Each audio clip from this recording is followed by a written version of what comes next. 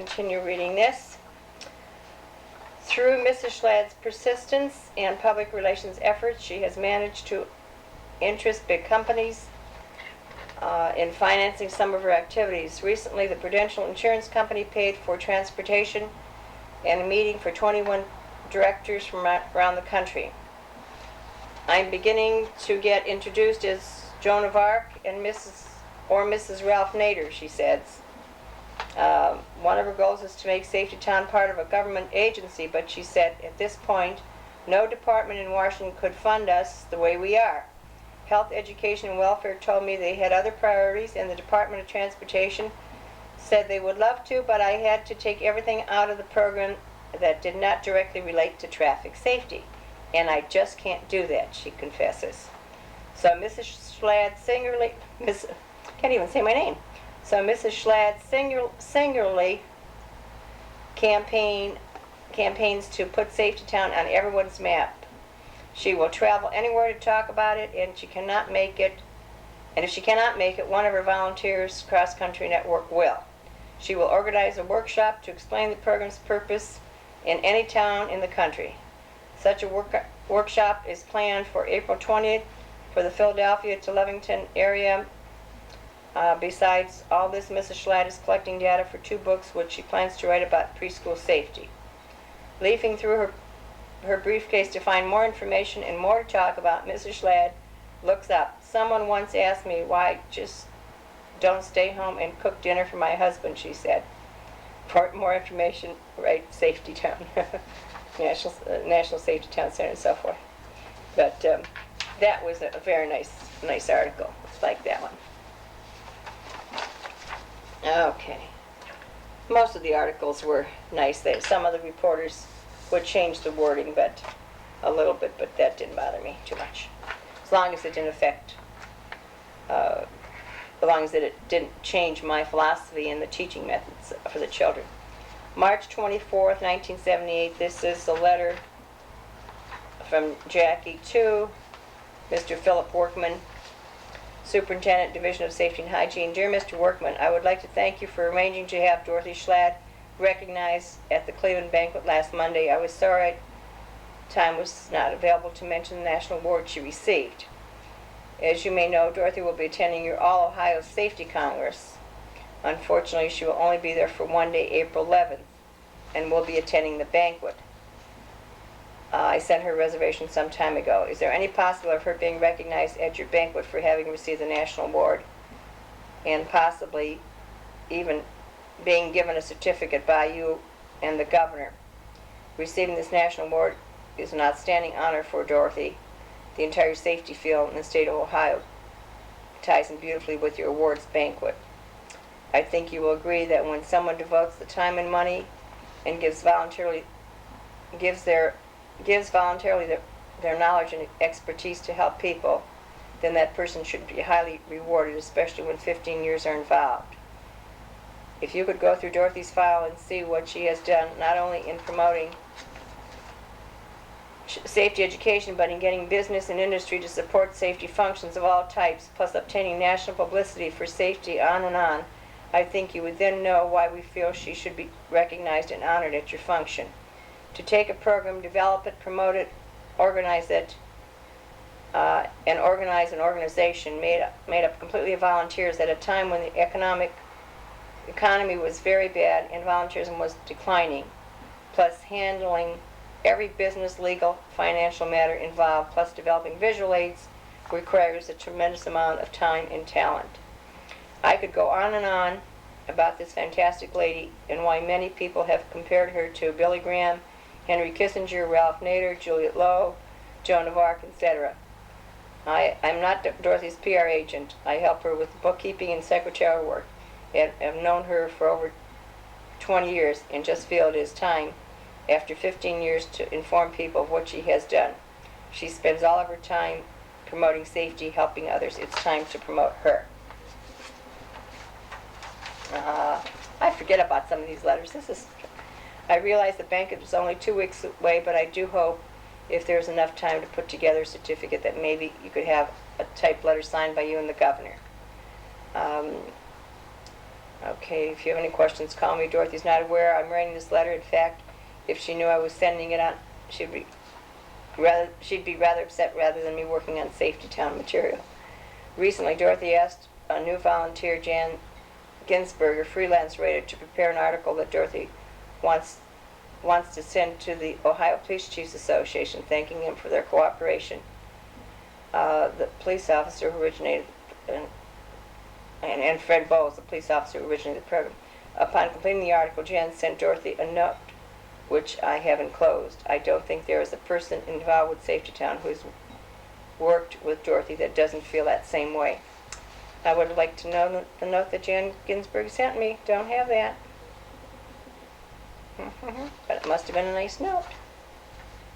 Okay, Jan Ginsberg was the wife of the man with Mr. Hero, I believe. Maybe I can find that file. Okay, but again, yes, this was at the one before was the one for the Greater Cleveland banquet. This was the All Ohio Congress, which was everyone from the entire state. And they did have me up on the podium, up at on the dais,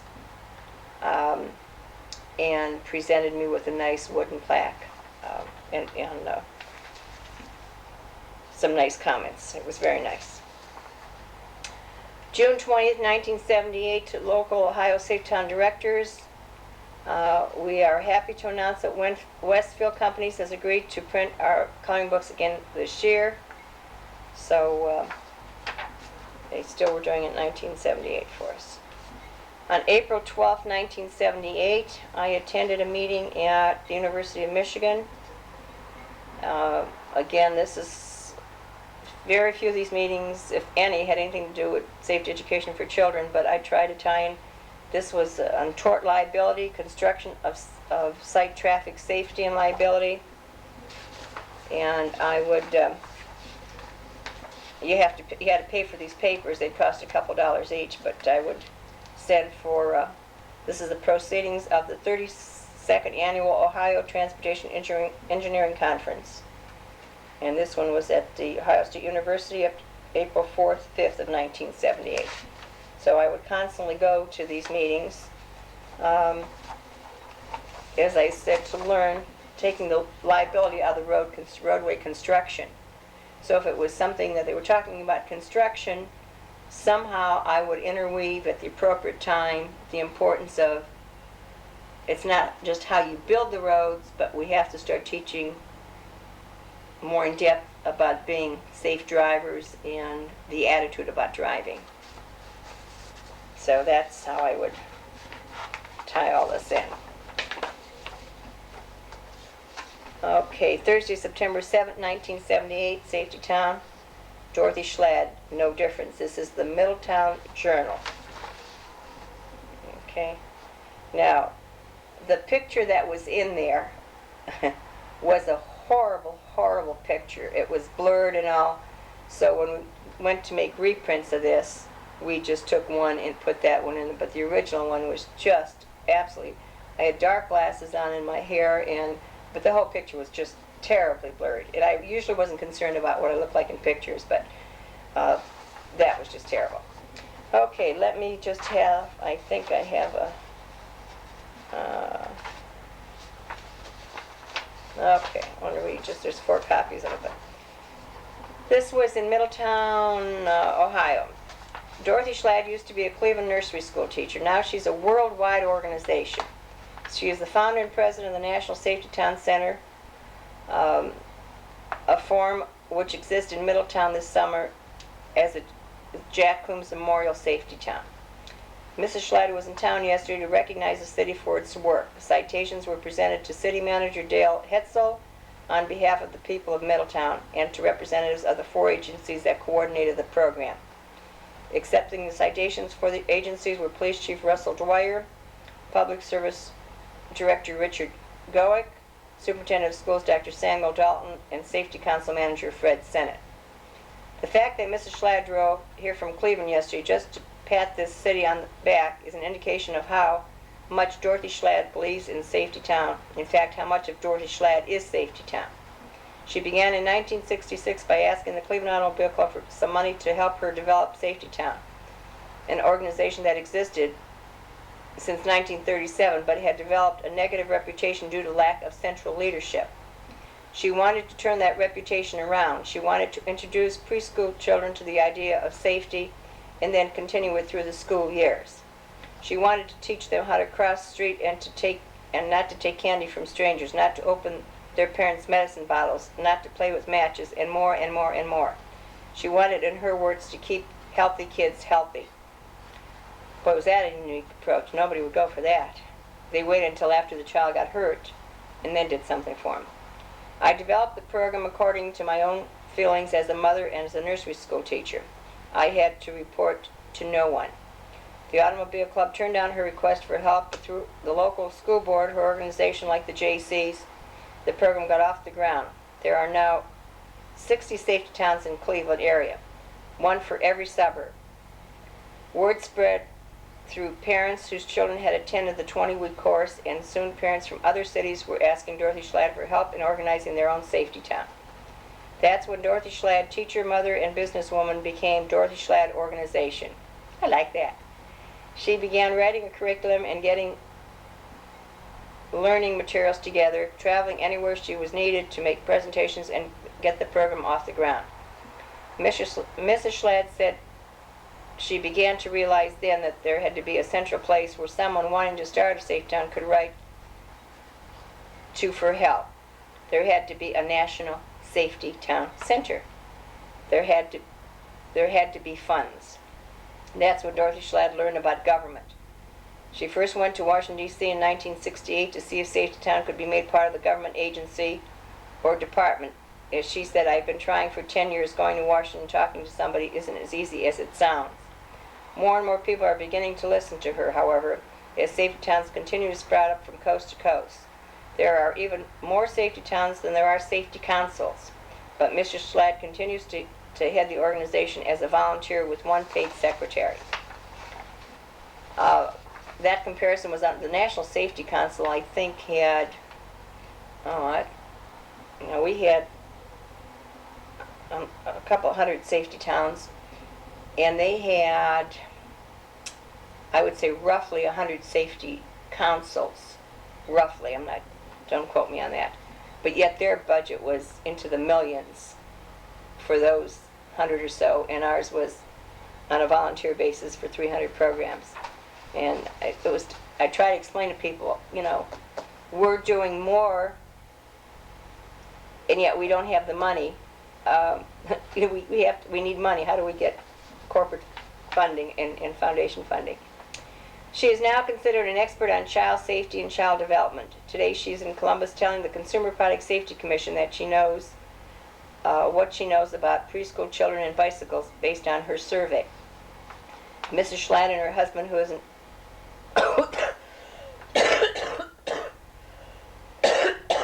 excuse me.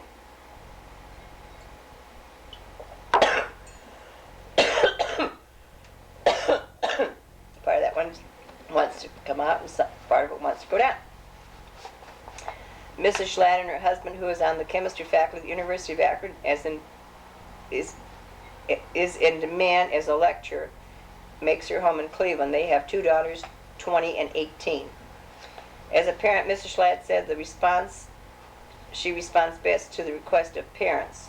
She recalls the time she got a letter from a former Ohioan who moved to Dallas, Texas, and found no safety town. Mrs. Schlatt promptly headed for Dallas and spent 3 days setting one up. The travel now is endless. Work increases every day, along with the usual frustrations of red tape in the world of government and big business. When it gets to the point where Mrs. Schlatt has to stop and ask herself why she is so determined to see this through, she said there are two things she reflects upon. One is something she once heard in a speech. The man said, if you have an idea, go out and promote it. Don't wait 10 to 15 years for research to tell you what you already know. That was Dr. Paul Bladsdale. The other is in a survey that was filled out by a mother whose child had just completed a safety town course. At the bottom of the survey, in the space reserved for remarks, the mother wrote, please share your program with children all over the world. It will save many lives. Mr. Schlatt's eyes light up, and as she begins to tell about the hope she has. Someday, every elementary school will have an outdoor Safety Town facility and a Safety Town program. As new schools are built, the facilities will be added just like gymnasiums are now. It's got to be, she said, with conviction. That's all there is to it. That is a great article. I like that one a great deal, too. Okay. I'll blow that one up and make it much larger. Okay. July 17th, 1981. Safety Town course teaches safety through participation. I was so pleased to see headlines of this, like this, relating to participation in education rather than some real, what I would call a dumb heading of children driving and things of that type. Although they did use the little cars here, but the child's putting on the safety belt, and the other children are watching them, watching a child put the safety belt on. Okay, and basically this was out of the Chicago paper, Chicago Sun-Times. September 1978. Now this letter, I think we read in the other 70. This is where it has to be added in. You have to remember we made a lot of copies of letters, and that's probably why we have this duplication. This is from Cliff Green, and it started off, this letter and its content should have been waiting for you, and that I remembered from before. So this was in, I'm not sure the publication. It was put up by Scott Forsman and Company, and there's a whole Making Preschoolers Safety Conscious, a community project. Just wonderful, wonderful headings, and we were getting the point across that safety was educational, and children had to do it by participation as a community project. This was in the insert of primary activities. There it is. Isn't that excellent? Dear Superintendent, letter sent to each superintendent in Ohio, 1975, this was. Letter never sent out by the Department of Education. Okay, this is a letter when we were still working with the State Department. Dear Superintendent, those of us involved in education are always interested in new concepts, ideas. For this reason, I'm taking the opportunity to introduce you to the new concept of Safety Town. Okay, well that one we should, that will go 1975. We'll add that in 1975. We got a little wind blowing here. The door is open. Well, it's a nice cool evening, and my husband it's Tuesday evening, so he's at barber shopping. So I thought I'd get caught up, and as I said, now that it's getting 9, 10 o'clock at night, the breeze is starting to blow through the office and the condo. So we're this room primarily is my office room, and there's one of the bedrooms that we use as an office too. This is normally our dining area, but we transform this into our meeting room when we have Safety Town people up to do work on events and stuff envelopes and bi-monthly and so forth, and also to do our videoing. Okay, October 10th, 1970. This is from me to dear colleague. As a former nursery school teacher, may I commend you for your sincere interest in the education of our precious children. This is certainly a profession one selects because of the love for the work, not for the money. 15 years ago, I became extremely concerned about the lack of safety education materials available for the preschooler. Consequently, I spent many years researching, teaching, writing, and designing items to assist teachers and parents in this area. I sincerely hope these items, see attached sheet, will be of help to you in preparing activities for your children. And we sent this to a lot of the nursery schools in Greater Cleveland, and I think Gail and some of the other interns might have sent them to other countries. I mean to other cities and states as well, not other countries yet. Okay, this is one of those fun things. It was fun, but we had to we had to do it because it was frustrating if we didn't make some abbreviations. Safety town materials, we had to do some abbreviation. And we also did it with organizations such as National Highway Traffic Safety Administration. When you're talking in a meeting, you can't say that. We'd say NHTSA, and Highway Users Federation was HUF, and so forth. But we had to make up a list of abbreviations for different things. Instead of writing child safety books all the time, it would be CS books, BKS, and abbreviations. So that's what we had to do to make it a little bit safer, a little bit easier. Okay, let's see, this was still in safety. Okay. Now, this is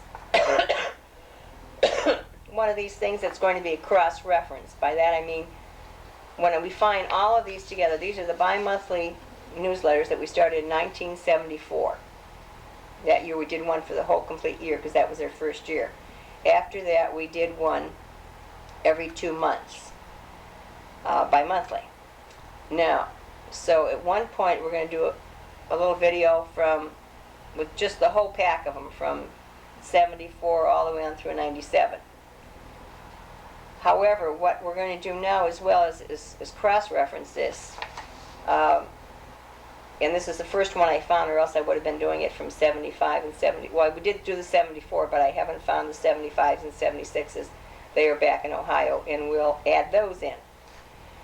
But this is something, what we sent out, and as I said, I think it'll help us in coordinating all the efforts. This was the bi-monthly report of the center's activities in 1978 for November and December. And again, keep in mind the front page we always did. I followed a copy of that from Denny Griswold. I did the front page as a national type event.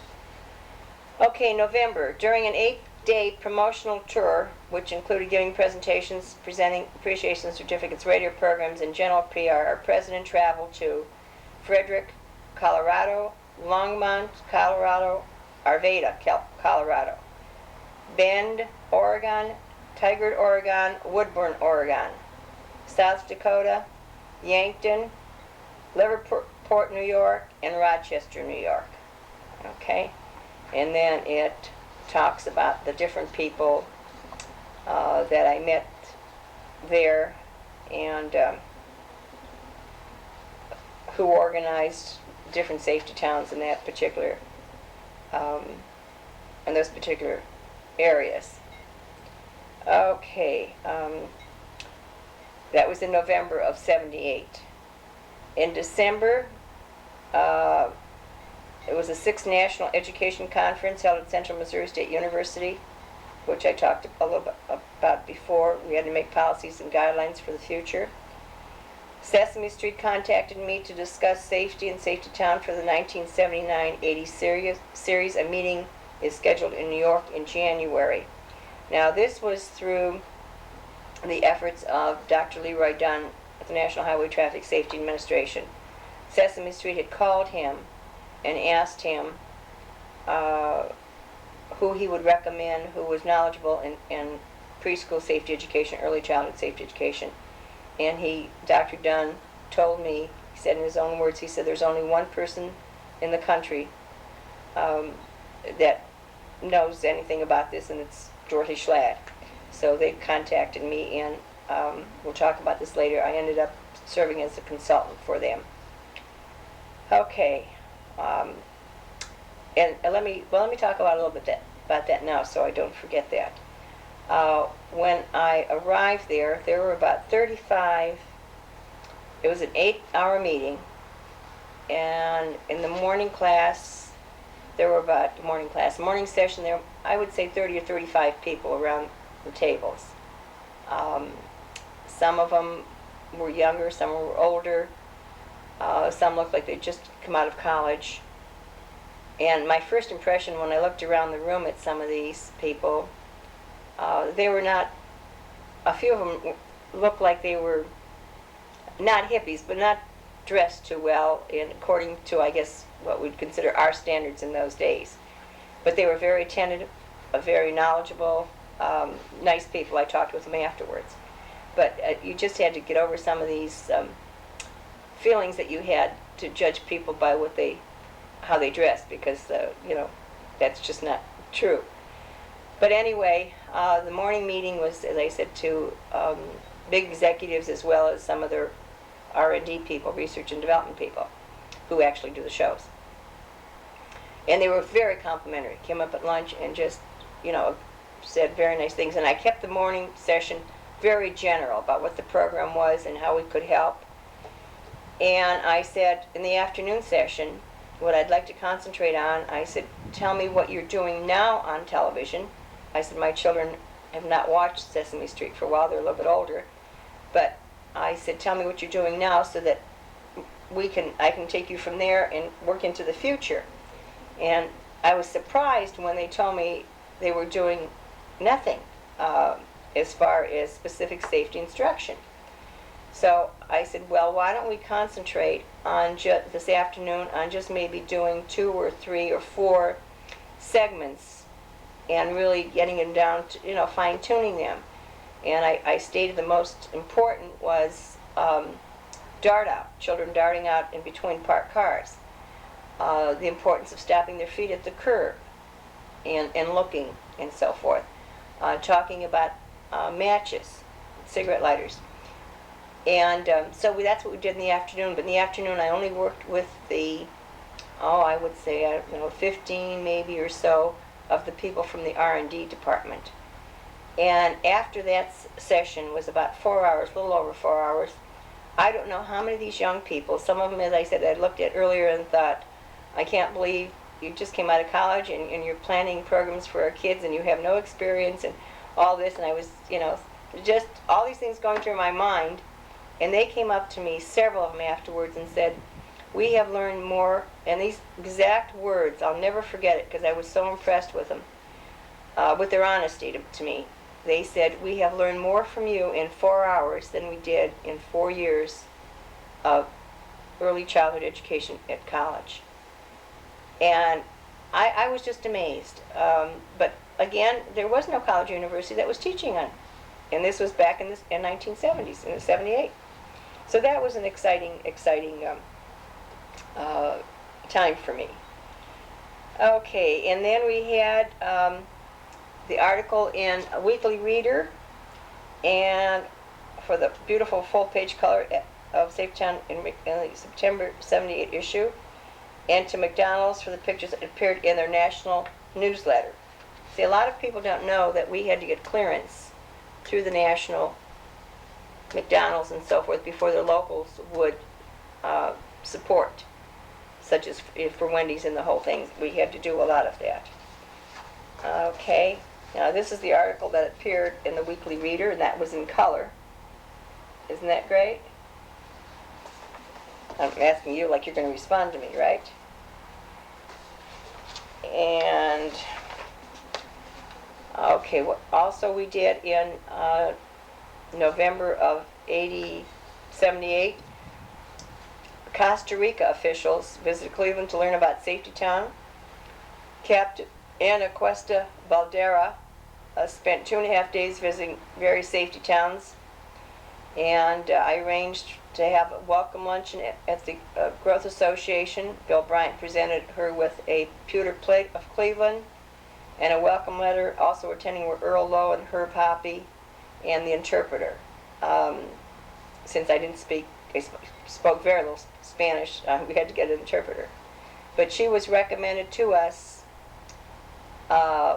from the National Highway Traffic Safety Administration. Dr. Leroy Dunn called me and said she was in his office with 2 other people, but the other people were going back to Costa Rica, and she wanted to learn more about Safety Town, and she was going to fly out the next day, and could she spend a couple of days with us in Cleveland. Their expenses were paid. Her expenses were paid. But I had to move very quickly to get an interpreter, and I got one from Cleveland State University and so forth. Okay, also what we did during November and December of '78, it says, and this is from the newsletter, Frank Schlatt continues to make international news because of his innovative safety features in the new University of Akron Chemistry and Health Science Complex, which has been labeled as the safest chemistry building in the country. He was a speaker at the National Safety Congress October 1st through the 6th. Dorothy, of course, not only attended Frank's session, but attended many educational sessions throughout the week. Both met with corporate and organization and government personnel. So while Frank was helpful to me, you have to understand he was not only doing his work with the Department of Chemistry, but he was assisting in helping to build new chemistry buildings. This was the first one. Well, the first one he did was at Case Western Reserve a few years prior. But Akron, and then from there he published several publications in chemistry magazines, and at the end of, before, I guess the year or so he retired, maybe a few years after he retired, he had helped design over 30 chemistry buildings at colleges and universities around the country. In fact, all the colleges and universities in West Virginia, chemistry departments, he was involved in designing, helping to design the buildings. So we were both busy, but as you can see, most of the Safety Town work had to be done at Safety Town Center, and he assisted whenever he could because he had so much to do as well as that. Also, he was involved with civic organizations and other activities. Okay, Cleveland Recording on December 19th was the final taping of the slide presentation. And that's the one when we used Jackie's mother and the police officer and different people for actual voiceover on the slide presentation. Okay. And what is this? Okay, so that ends the year of 1978. Okay, we'll close it out with that. All right. Take a break and I'll be back.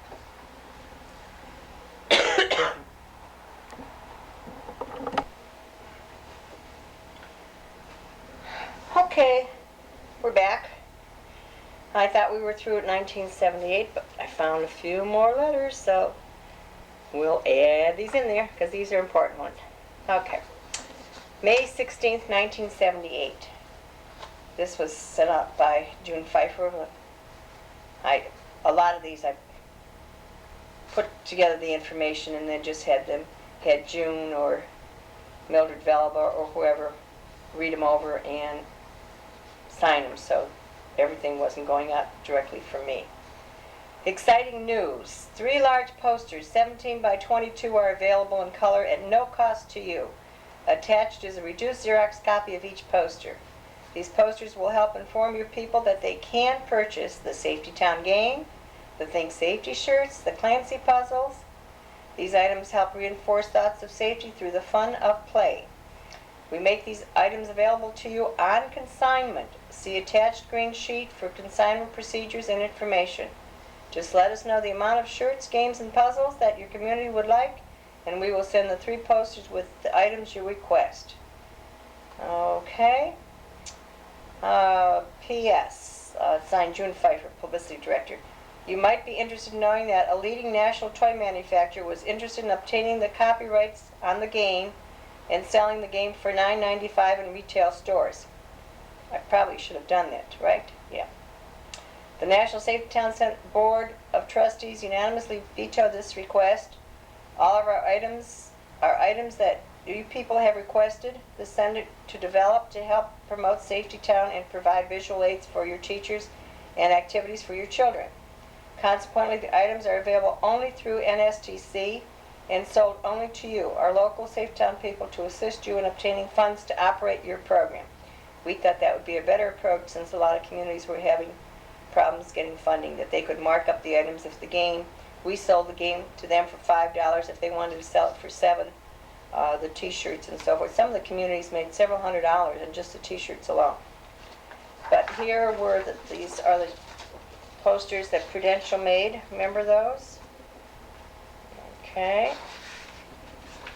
And that was for the shirt. This is for the game.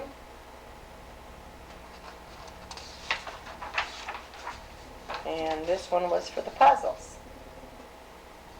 And then we had the green sheet telling them how they can raise money for their community. And all the consignment procedures. Okay, it was on both sides. So we did everything we possibly could.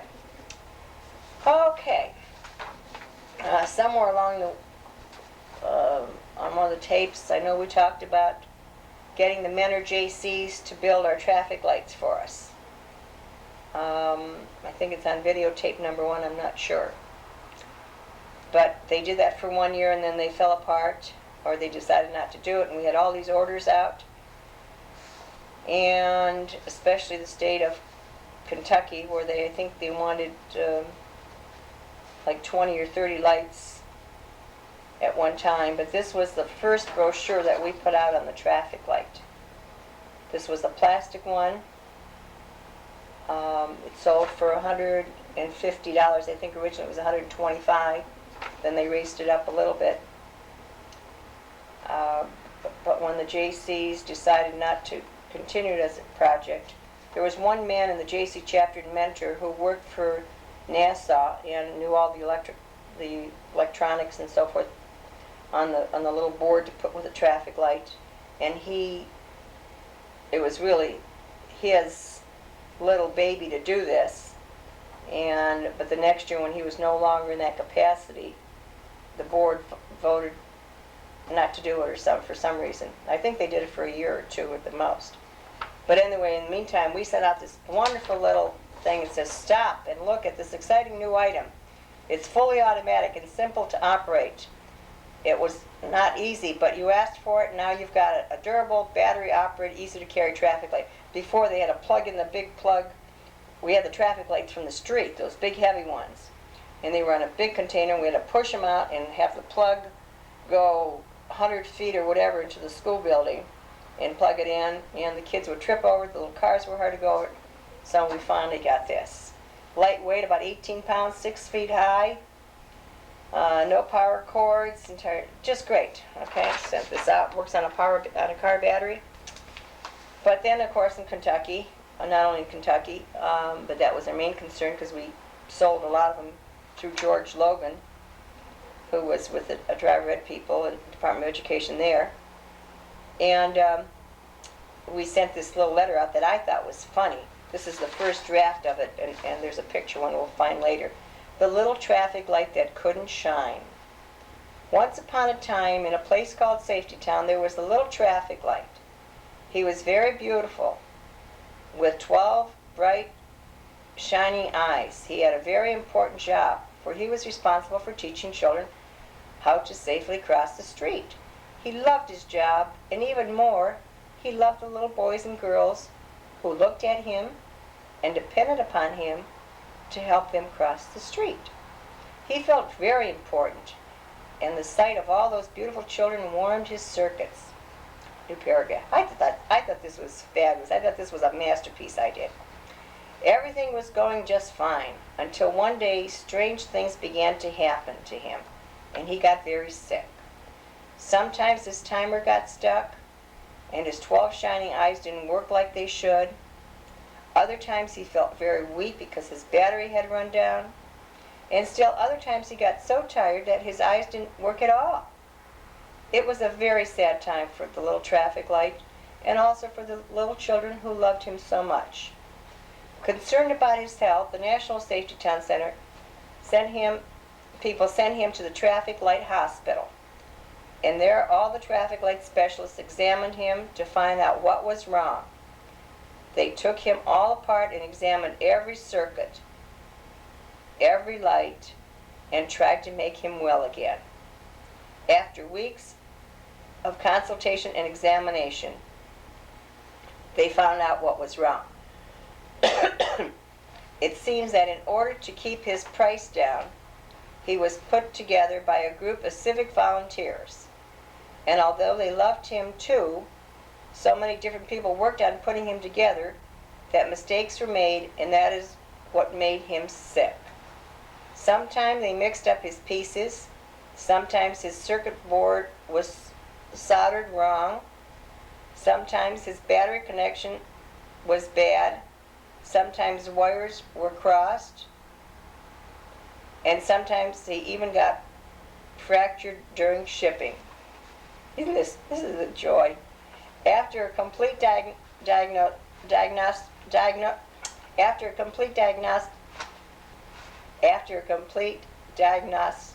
I'm not going to get past that word, am I? Okay, I'm back. I'm see if I can get past this word now. After a complete I can't believe I'm doing this again.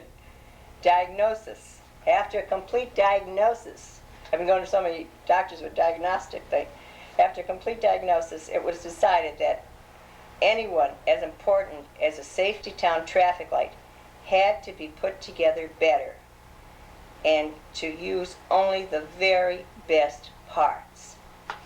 It was decided that from now on, he would be put together only by professional people, so he could do his very best for all the boys and girls. And so the light was improved, and all those things that made him sick were corrected. His bright eyes were shining again. His circuit boards hummed, and he couldn't wait to get to his favorite spot on Safety Town. We are sure he will have a long life and live happily ever after. Moral of the story. Our new improved model of the traffic light is now being manufactured and assembled by professionals instead of volunteers. Better and newer circuitry is being used, and the original problems are corrected. Like everything else nowadays, the traffic light will cost a little more, but we are sure it will be a dependable and valuable addition to your safety town. The new price is $295 and shipping charges. Now you have to remember that information went out with a $150 price tag on it. Now, we had quite a few cancellations, I have to tell you that, because they were through school systems and they were on purchase orders. But in the office, I'll read at least one letter that I got back from a man who said he didn't think this was funny at all. He was very upset about it, but I thought it was funny. I thought it was cute. Okay, on the video number 1, we talked about the bicycle questionnaire, how we met with those people at the Bicycle Institute, and why this came about in 1978. So I'm not going to do any more on that, but these are the questions, and I think I even discussed it a little bit earlier. Okay. November 17th, 1978. This was from Joan Claybrook. A lot of people remember that name. She's with the U.S. Department of Transportation. She was the administrator of the U.S. Department of Transportation under the Carter administration. Very, very nice lady. Dear Mrs. Schlad, just a note to express our deep appreciation for your participation in the Cleveland Town Meeting on motor vehicles. We felt it was a tremendously exciting and informative evening. The comments you made and the showing of the safety car served not only to inform the citizens attending the meeting, but also to give us significant information concerning subjects of great concern to our agency and the public in general. Thank you again for adding so much to a most important evening. Sincerely, Joan Claybrook. Now, I think the meeting took place in October, but they had called me from NHTSA and asked me if I'd be a speaker at the town meeting. And I said, well, at town meeting, anybody who gets there signs up and, you know, they're given numbers to speak. And they said, well, we'll make sure you get on the program. And they gave me number 13, an unlucky number, I guess. When I got there and they called all the people, Joan Claybrook had been to, I think, 4 other communities throughout the country, and she was talking mainly about motor vehicles and car design and safety and so forth, safety features. And I guess all the people were just screaming about the cost of cars and the it was at a time when the cars were not holding up very well. So when they called me and asked me to speak, I said, "What do you want me to talk on?" And they said, "Talk on Safety Town, anything about, not on the quality of the cars or anything about motor vehicle cars, motor vehicle administration, so to speak." So I said fine, and I told them what I'd speak on. They said fine. So I had one of the people who worked for the Department of Highway Safety. I think it was, I'm not sure if it was George Russell. I can't remember the man's name. But I asked him if he would assist me by, when it was my turn to make a presentation, by holding up one of my Safety Town cars with the safety belts, because I know Joan Claybrook was concerned about safety belts as well. So I got there, and as I said, they called the man ahead of me, who was number 12, just ranted and raved because he had so many bills, a couple $100 that he paid for his car. It was a new car, and nobody would guarantee it, and all this didn't hold up under warranty and all this kind of thing. So he was screaming. So the next, after he finished, they said, "Number 13, now 2 of us go up to the mic." We both had 13. They obviously had miscommunication from Washington to Ohio, because they were supposed to give out number 13. I was supposed to be number 13. But they let me go speak first. And I said I addressed Miss Claybrook, and I said, the previous speaker talked about the expense of repairing a car, and we've heard earlier about the pollution and, from the cars and so forth. I said, maybe this is the car of the future that we're using right now in Safety Town. And he held up this car with a safety belt, and I said, plus the fact that it's great for physical fitness. Now there were, I don't know, several hundred people in the room, and there were television cameras from all stations. I wish I would have been able to get a copy of this, but you never can do these things. Or the TV stations won't release them until they only give you what's shown on television, but I wish they would have had the whole segment. And I never thought to have anyone go and videotape it. Dumb, dumb, dumb. But, so the crowd, when I made that statement, this is a car of the future for the fresh air, and it'll save you money, it'll keep you in physical fitness, and all this, everybody just chuckled and applauded type thing. It was a nice, soft thing. At that time, Mary Rose Oak, our congresswoman, was up on stage with Joan Claybrook. And she said to me, after I said that, she said, "Oh, Dorothy, how nice to see you again." And I was going to say, I've never met you before, Congresswoman Okar, but being a politician, and she saw very quickly that the crowd was on my side with this little comment, funny comment I made. She wanted, being a smart politician, to be identified with me as being a friend, I guess. And I thought it was funny because after the whole presentation, I went up on stage and walked right past her, and she looked right at me and didn't say a word. And Mary Rose Oakar didn't say a word, and just just did things for the camera. She was not one of my favorite people, I might say, but she did that 1 or 2 times in Washington when we had events as well. But anyway, that's how this a letter came to being from Joan Claybrook on the and how I was invited to be at the town meeting. Afterwards, I do have to say this, and this is made me so sad, but it's true.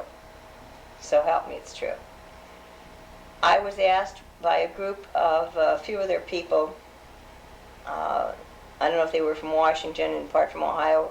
I really can't even remember what one person looked like or the names of the people that had invited me, but they said they were going to, they had a hotel room,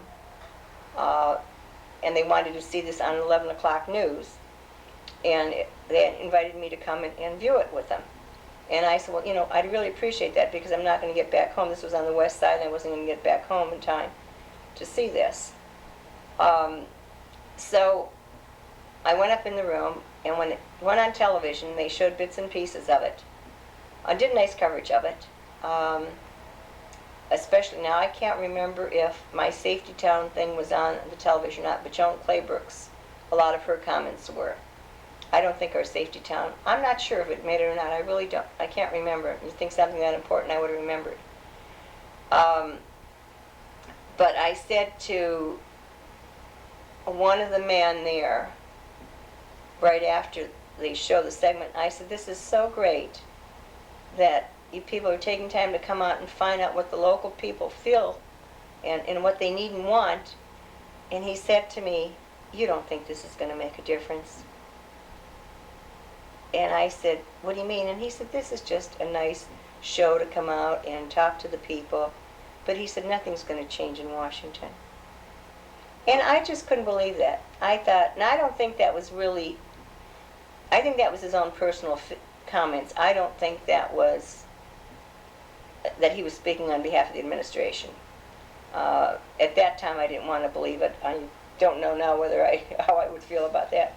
But that really was so depressing to me that they would do this. And knowing Joan Claybrook, the little that I did, she was not that type of person. I think she would have, had she been there to hear him, I think she was in the room, but not really with this man telling me this. I think she would have been upset, and I think she would have denied it, and because I do really believe she listened to people and made some corrections. I think this man was just a little warped.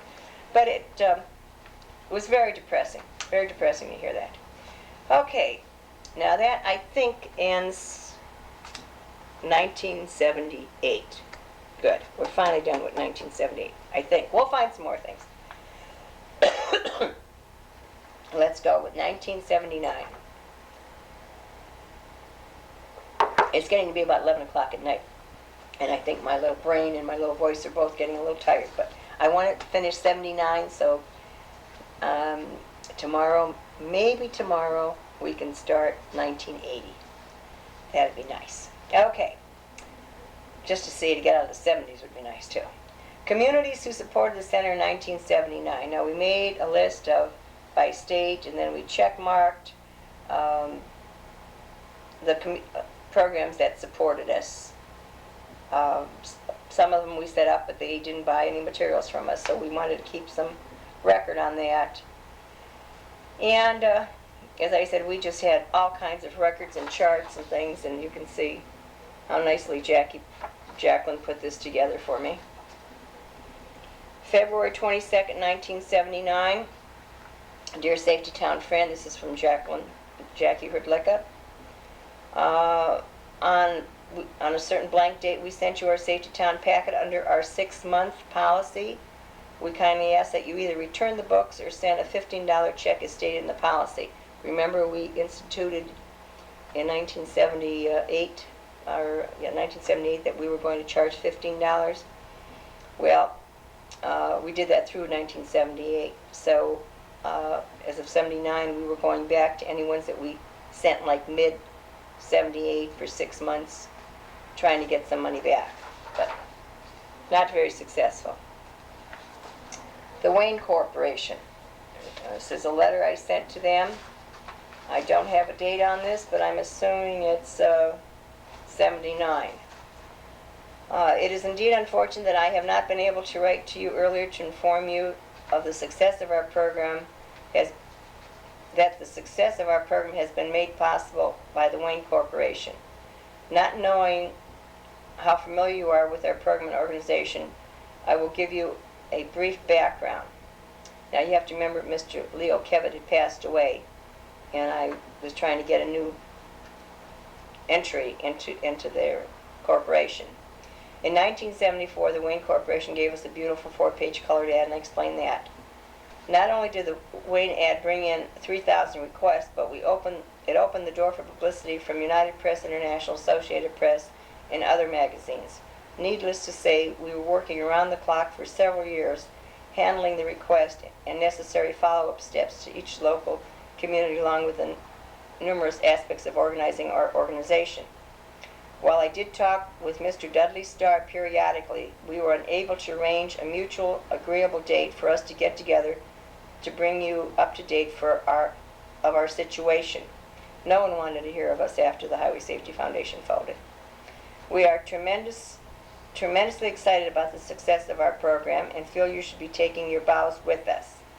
Please be assured that while we have not met with Wayne officials, we have given Wayne publicity and appropriate credit verbally and in writing, along with having a slide of a Wayne bus with children in our slide presentation.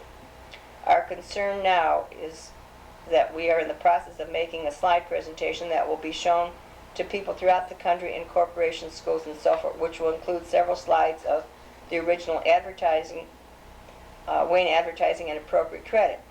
We would like to have the opportunity to meet with you and appropriate personnel to discuss the above-mentioned areas plus other unmentioned areas. That didn't make too much sense, Dorothy. This is a draft copy, by the way. I will be in the area on December 18th and sincerely hope your schedule will allow you to meet with us. If your schedule does allow, could we meet at noon on the 18th, you being our guest? I will greatly appreciate your telephoning me upon receipt of your letter so we may arrange a definite time. There's a lot of duplication. I think I shortened this letter a great deal before I sent it out. We'll find the original letter, trust me. Please allow me the opportunity to inform you of what you, Wayne, have done and have accomplished in the field of child safety. You should be taking your bows along with us. So this is, and I said that earlier, so this was definitely a draft. We'll find the original letter. But we never did meet, and they never did want to get back together with us, and I felt badly about that. But you can't blame them. They were hurt by they just, when a company goes bankrupt, falls under, even though we were indirectly part of them, because I was a volunteer, but most people didn't know that. They just saw the Highway Safety Foundation and Safety Town, that we were part of the organization, and they didn't know if I was involved with it or not. Okay, March 1st, 1979. Dear Safety Town friend, this is from me.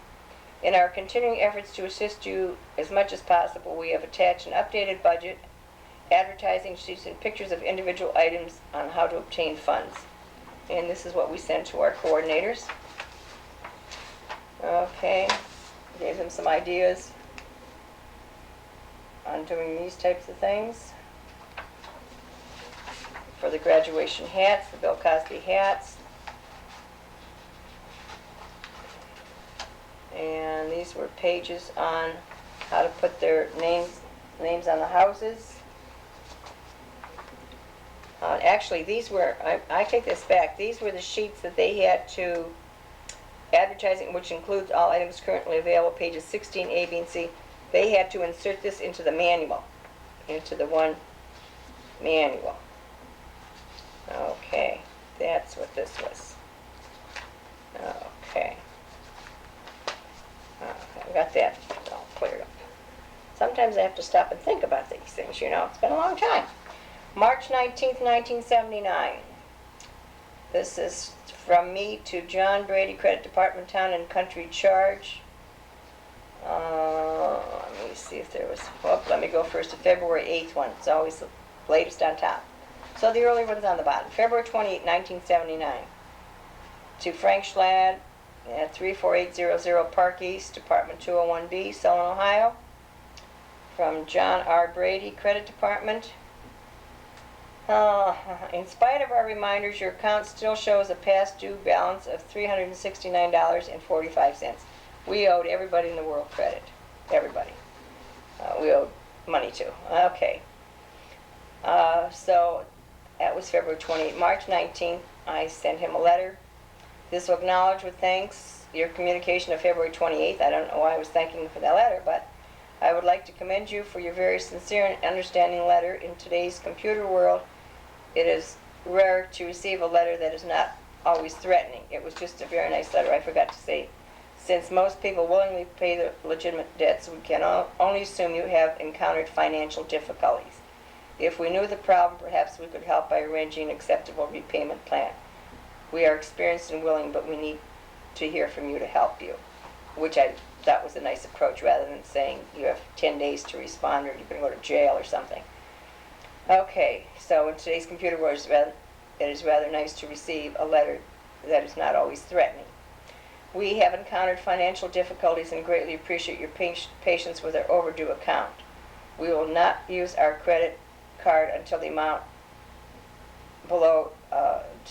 is below our extended credit line, and we will send monthly payments of either $100 or $200 for the next 2 months. Hopefully after that we can make larger payments. Again, thank you for being so understanding. Okay. Glad we don't have to go through that anymore. Now, what is this? Okay, oh, there's the picture. Safety expert is TV advisor. Isn't that nice? This is Thursday, March 29, 1979, Chagrin Valley Herald, Sun. Dorothy Schlatt of Solon, founder and president of the National Safety Town Center, recently served as safety education consultant for the television program Sesame Street. She is considered by many as the preschool safety education authority, having 15 years of experience in all areas related to preschool safety education. And I have to say, in all honesty, and I'm the only one that really knows all the work and time and the research I did in studying children, in reading, and observing children, and talking to doctors and psychologists. I really believe at that time there was no one else. I would have debated anybody on any television program, any meeting, any conference on child safety and what we were doing compared to what was not being done or what was done incorrectly for the child and child development as relates to safety capabilities. That we were teaching them left and right turn signals, and there's no reason they're not going to be out in the middle of the street making those signals. We were teaching them in 3rd grade how to board the bus, and they'd been already on the bus for 3 years. Really dumb things. And so I just had all the confidence in the world because I had the knowledge and the information. I always told Jackie for the longest time, and she'd probably remember this, I'd love to debate anybody on any national television program. Never had the opportunity. Mrs. Schlatt was recommended to Sesame Street by Dr. Leroy Dunn, Chief of the Driver Education Licensing Division of the National Highway Traffic Safety Administration in Washington, D.C. I always tried to give people appropriate credit. Maybe because of what I had to go through, I was never going to hurt anybody. Never. Not intentionally, anyway. Sesame Street is to be commended for realizing the importance of preschool safety education and for considering safety presentations in their 1979-80 series, Mrs. Schlatt said. After informing Sesame Street officials of various aspects of safety education in Safety Town, Mrs. Schlatt headed to Washington, D.C., where a meeting was held with congressional officials on the developments and importance of preschool safety education in Safety Town. The meeting was a spin-off of a presentation Mrs. Schlatt made at a town meeting held in Brooklyn last November. I am very pleased that our congressional representatives realize and understand the need for preschool safety education. They are to be commended for their support and advice and for recognizing the National Safe Town Center for its progress, Mrs. Schlatt said. Mrs. Schlatt said, that's a lot of blah, blah, blah. Safety Town is successful today, she went on, because of concerned and dedicated people in the local communities who volunteer their time and money. I am tremendously proud of all these people for caring and sharing. National Safe Town Center is a nonprofit public support organization which serves as a coordinating and research center and providing printed materials, personal guidance, and organizing and conducting a local Safety Town program. It also promotes early childhood safety education. The center sponsors yearly spring workshops throughout the country and conducts an annual National Safety Town Week held the 3rd week of September. Nice article. Got to get a copy of that one. I want to get it. Like that one. And it's a nice picture, too. Okay. April 12th, 1979. Here's a mailogram. This is going to go in a frame. Okay. This is to Dorothy Schlatt, care of the YWCA Metropolitan Office, Margaret Fulmer, President. Congratulations on being the recipient of a Career Woman of Achievement Award. You are certainly deserving of this honor as your work for children's safety is most inspiring. signed by Bill Cosby. And they read this when I received the Career Woman of Achievement Award in Cleveland. They read this, and he also sent, and I'm sure it was Julie Phillips that sent it, a huge, huge bouquet of flowers that they brought up to the podium for me. I have some pictures of this, and we'll show the pictures in the final, and the additional add-ins of this. Okay, now, this is one of those times that I was so upset, I think I would have went to the Supreme Court with this had I had the time. And I love the police departments, but I know also, having worked with many police officers, that they do have to write a certain amount of citations. Okay, I was driving in Pennsylvania, going very slowly. I mean, going the speed limit. I set the cruise control. I always had cruise control. Set the cruise control, going way below the, at least 5 miles below the speed limit. I got stopped. I couldn't believe it. I was furious. He had me, I don't know, I had to pay $65 was the bill. But I'm trying to see what, it was on a Wednesday, limited access, doesn't say what I was doing. On Route I-80, April 18th, 1979. April 18th, 1979. It does not say what I was doing. Oh, 70 allowed in a 55-mile-an-hour zone. Speeding was radar. Okay. I was furious because I think I was going 50 miles an hour. When I saw the lights and I looked at my cruise control, I was going 50. So I sent this man, April 23rd, a letter. I send my money order, very upset, and I sent a letter. Encloses a money order in the amount of $65 for the citation. However, I definitely do not feel the citation is justified as I had my cruise control at 53 miles per hour. Trooper S.R. Steinbacher informed me I was clocked on radar at 70 miles per hour.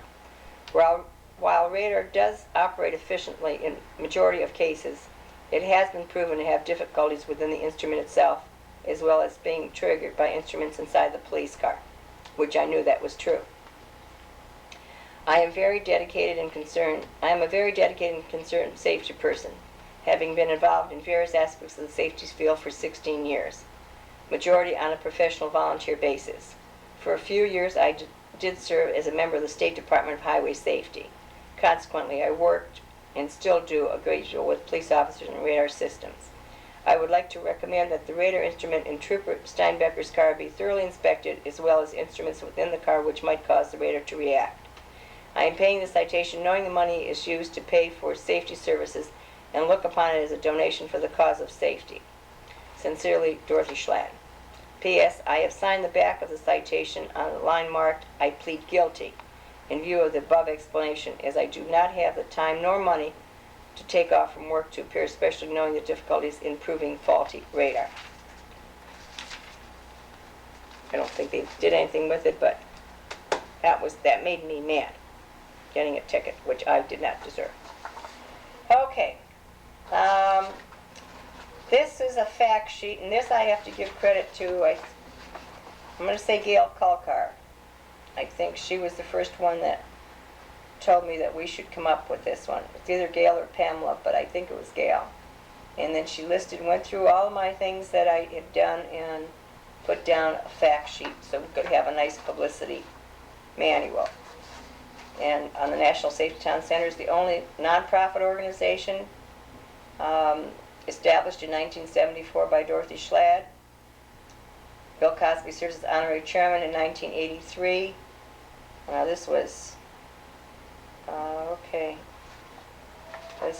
Hold on, that cannot be in 79. This has to go in 83. Scratch this. Bye. It's got to be in 83. Okay. And this is 1980. See how I'm finding all these things? Wow. Okay, here's the list. We always had to constantly make up a list. and updated of our advisory board people. This is when we had Bill Bryant, Judge Frederick Coleman, Dr. Joseph Coleman out of Washington, Michael Collins with the community education, Leroy Dundale Finley, James Griffith, Earl Lowe, Michael Lynch, William Miller, Pete O'Grady, Fred Pappenfuse, Judge Prytel, Ted Reynolds, Dr. Basil Scott from New York, Joe Vecchione, and Marv Wagner. And we would have to send these out periodically to our people. Okay, National Safe Town Center local identification sign. Some of our people wanted a sign to be put in the window that they supported Safety Town. We came up with this, but really nothing, we didn't do anything with it. We just thought it might be a waste of time. Okay, now here's another bi-monthly report. This is May, June. We're missing January, February, March, April of '79, but we'll add those in there. Here's what we did during May of 1979. I think I'll sit up this way, it'll be better. Okay, and I'm just going to read some of the highlights. Okay, our president met with National Safety Council officials in Chicago to discuss past activities and future plans of both organizations. I did this on maybe twice a year to keep them informed of what we were doing. Safety for Kids is a Great Cause was officially approved by Bill Cosby. This slogan is indeed most appropriate for our program and organization. Dorothy Schlatt has numerous ideas on the drawing board utilizing our new slogan. The slogan has been registered with the United States Patent and Copyright Office for use by National Safety Town Center. The slogan along with Bill Cosby picture will appear on items exclusively made for Safety Town.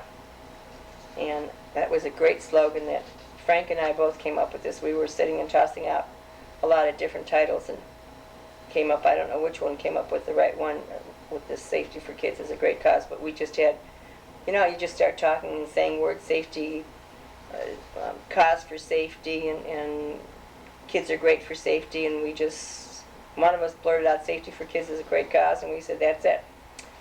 Okay, congratulations to Greece, New York, American Association of University World, the first chapter of that national organization to co-sponsor our program.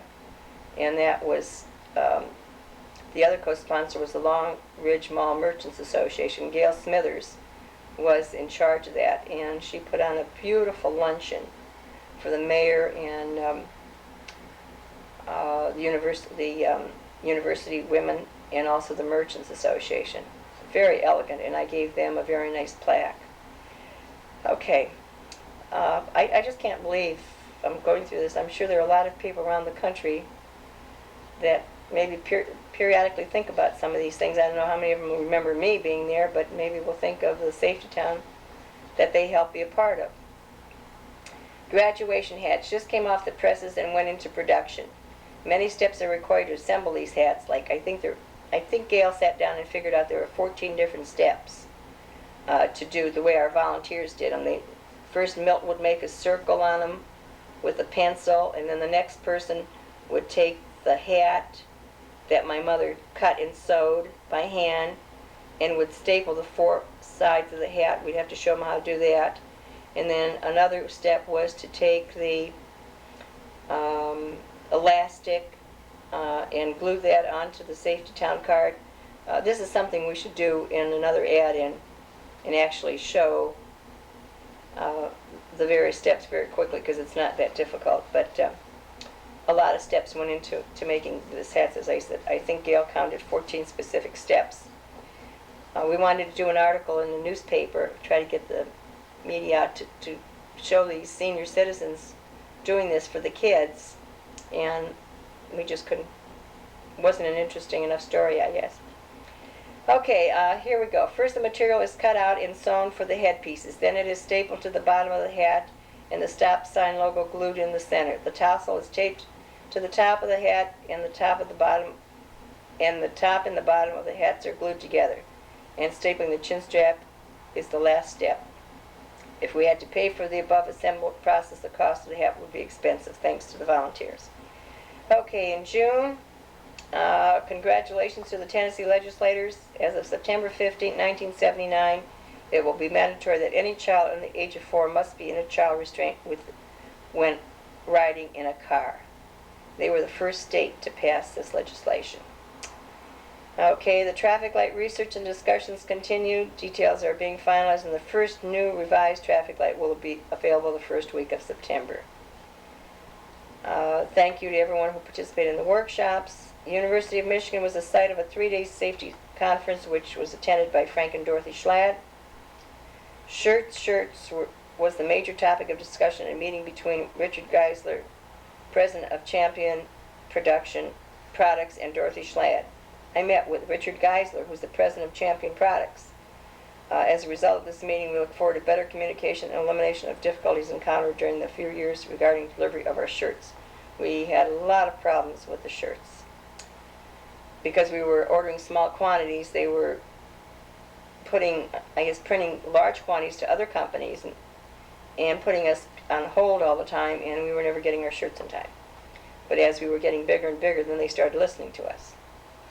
Cleveland, Mississippi learns of Safety Town. Our president, Dorothy Schlatt, presented the program to the community and held a work session with the members of the Cleveland chapter of the Junior Auxiliary, who will serve as a sponsoring organization of the Safety Town program.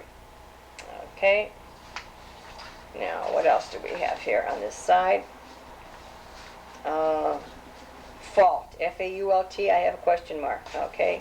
This is a side of Frank, again, a fun side of our family. Fault is a familiar call on the tennis court. If you watch tennis tournaments out of the Cleveland area, you might recognize a familiar face, that of our Executive Vice President, Frank Schlatt. Frank is a member of the United States Tennis Association Umpire Council and calls service lines for the major tournaments in the greater Cleveland area: the Davis Cup, the Gray International Grand Prix, United States International Amateur Hardcourt, and the Bonnie Bell, etc. It's difficult to name one person as having the fastest serve, but Tom Oker and John McEnroe are two of the fastest, said Frank. Through these tennis affiliations, both Frank and Dorothy do a great deal of Safety Town promoting. Now, Frank coached the tennis team at the University of Akron for many years, and then I assisted in helping promote tennis in Cleveland with Bill Bryant, which you'll hear about a little bit later.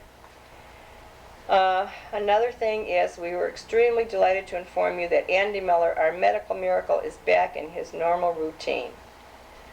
Andy Miller was our coordinator in the Kent area and had an aneurysm. It was very questionable whether he would survive, because I guess, from what I can remember, what he told me, they took out part of his brain and froze it, and then when they went to put it back, his body rejected his own frozen part of the brain, but they were able to get it, and that's why they called him, and it was in the newspaper, and Andy's back after medical miracle. And I talked to him about a year ago in Cleveland, in Kent, and he's working in safety, working for the county, just as nice a man as ever. Let's see. Andy Miller's back at work, and although he jokingly says he has mixed emotions about returning to the daily grind, he is thankful that he is physically able to do it. Is walking proof that miracles do happen, and miracles are the only word that can be used to describe his life and death fight with an aneurysm. Okay, he began on Indian summer, September 24th, with a blinding headache. The headache began while he was cleaning the basement. He thought it was caused by his work and went upstairs when the pain was really bad. Short time later, his family found him lying on a room floor. The way he acted, I thought he had a stroke. She contacted a friend, a firefighter and paramedic, who went to the telephone call to the doctor and to Robinson's Memorial Hospital. Okay, and here is, they put a whole nice story about his wife and him after the medical miracle. What a nice man. Okay, now, when we in the Cleveland area in Cuyahoga County, when we had a safety town in every county, I was so excited that I presented a certificate of appreciation to every police chief in the county and presented a big plaque to the president of the Ohio Police Chiefs Association. Okay? We got very nice publicity for this. Let me just read it to you. This one appeared on the front page of the Community Weekly section of the Cleveland Press. And that was, I thought, fabulous. So we did an awful lot of promotional work. Okay, City Police commended for work at Safety Town.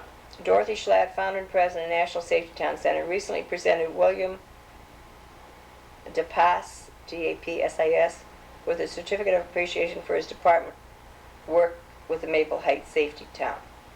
The award was given to Chief on behalf of all police officers through their program. Okay, a major objective of the Safety Town program is to allow preschool children the opportunity to identify with a police officer and develop a relationship with uniformed personnel during these important early years.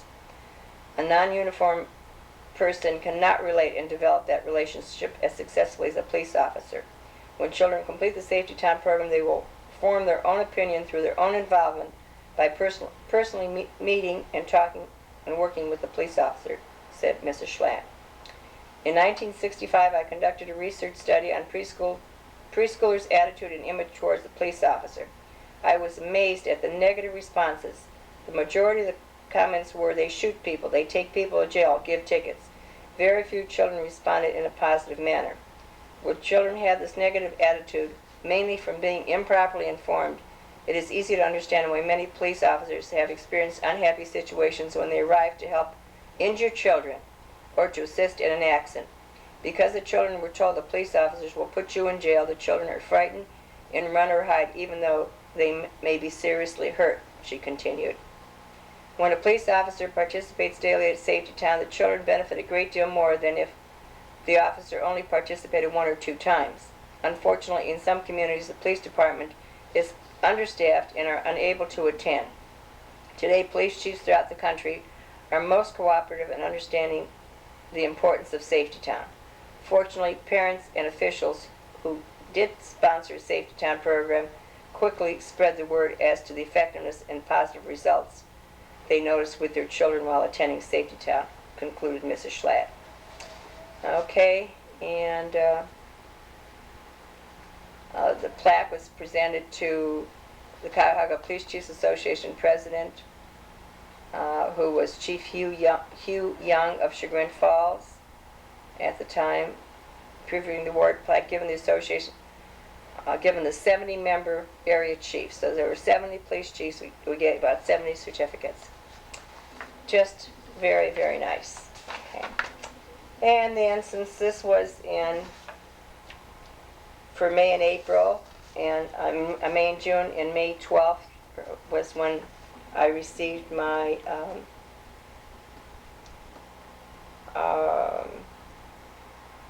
April 12th is when I received my Career Woman of Achievement Award. There's the picture that appeared in the newspaper with the 5 of us who received the awards. So this is the bi-monthly newsletter. As I said, we were going to do this for every 2 months, and then we're going to get a whole big thing and do a whole video and do a real brief resume from 1974 on. I think that might be a nice way to do the I just thought of this. Let's make a note of this. Jacqueline, are you listening? Let's make a note of this, and when we do a very professional version of the background of Safety Town, to show to corporations and show to agencies, why don't we just do the bi-monthly report highlights, using those, and then from there let's take out key pieces of information to show, like the award from Bill Cosby and the Prudential and the Wayne Corporation. Why don't we do that? That might be the best format that we could use to put this together and still be in sequential order from 1974. And before 1974, what we can do is just go through all this video and pick out the highlights. But that's a good idea. See, even at 11:30 at night, the brain's still working. This letter's from Lou Stokes, member of Congress. He sent me very nice letters because we constantly kept him informed, inviting him to any seminars and workshops and so forth. Lee Summit, Missouri, June 3rd, 1979. Okay, they put together a nice little brochure, and this is what they wanted it to look like in the future. Okay, they're going to have their own building and houses and so forth, which was great. Master of Ceremonies was Stephen L. Underwood, and special guest speaker, he was president of the board of directors, and he was one of the police officers that heard me speak at that time. Guest speaker was Dorothy Schladd. This is the one that I mentioned where they flew me from St. Charles, Missouri, up north on the western side. They opened earlier, so but they picked up the expense and flew me to these summits so we could open there on time. That was quite an interesting trip, but they put together a nice program. Okay, some of these people probably don't even know who I am anymore. Now, see, it would be nice if I had money. I could hire someone to go through and send to some of these safety towns some of this past information and letting them know that we were involved in helping them to get started, because I'm just amazed at how many communities, like my own, where I lived in Solon, Ohio, helped them organize, worked hard for 2 years to get it organized, and yet they have never supported our organization by purchasing any of our materials for the children. Hatch Chisholm, who was a friend of ours in JC's, and the teacher of the program was very nice and let me and any of our interns go on graduation day and sell the items on consignment. We never sold that many. And then he would always give me a few minutes. He'd introduce me and give me a few minutes to talk to the parents, along with the mayor, Charles Messina, for many years, always gave me a nice build-up. And he always got confused a little bit, saying Safety Town started in Solon, and I would have to tell him that Safety Town started in Bedford, but National Safety Town Center started in Solon, so he would be correct. But politicians are politicians. Okay, here we go. This is July and August 1979 report, bi-monthly report. Okay? PIA Magazine, a national CBS television program which is aired highly throughout the United States, spent 6 hours filming various aspects of our program in the Birmingham, Bloomfield, Michigan area. Our sincere thanks to Lori Kapp, Detroit's PIA Magazine hostess, for making this filming possible. Now, Lori Kapp, when I met her there, was just a really sweet, sweet lady. She was the hostess, co-hostess of PIA Magazine. Very attractive and very nice.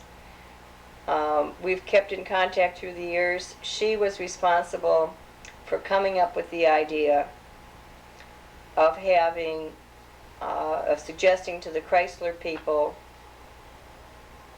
Plymouth Division of Chrysler, of having the Muppet Traffic Safety Show tour the country, and for me to be the safety consultant in doing that.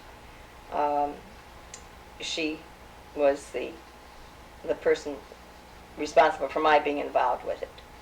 And as she said, they were at a meeting and they were talking about doing a safety project, and she said, I know just the project for you to do. It's Safety Town, and we can do a version of it throughout the country.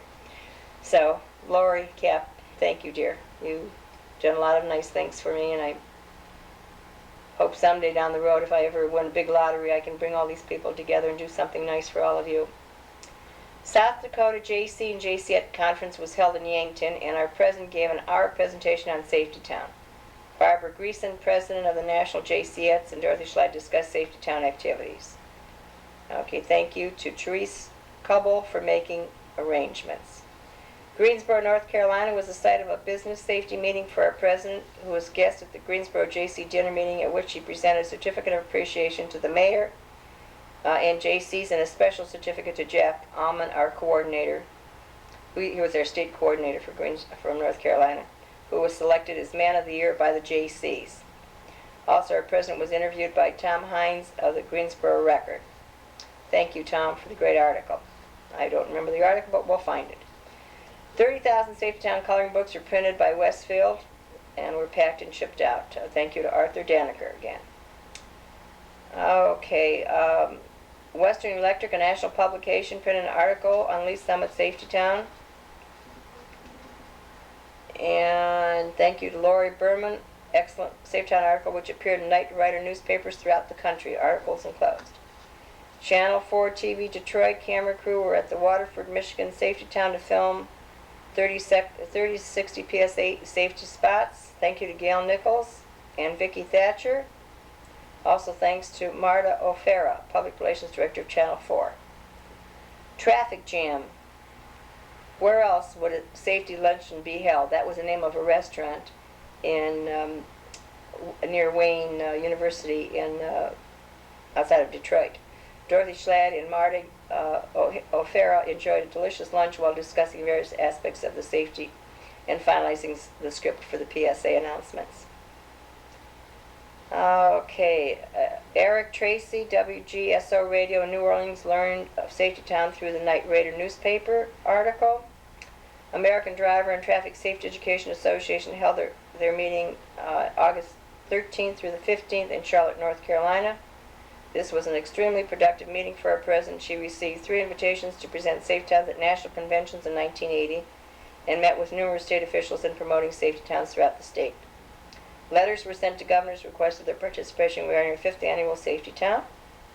And Richard M. Major, one of our very talented artists, is putting his finishing touches to our calendar, which will be available on consignment to our Safety Towns for 1980.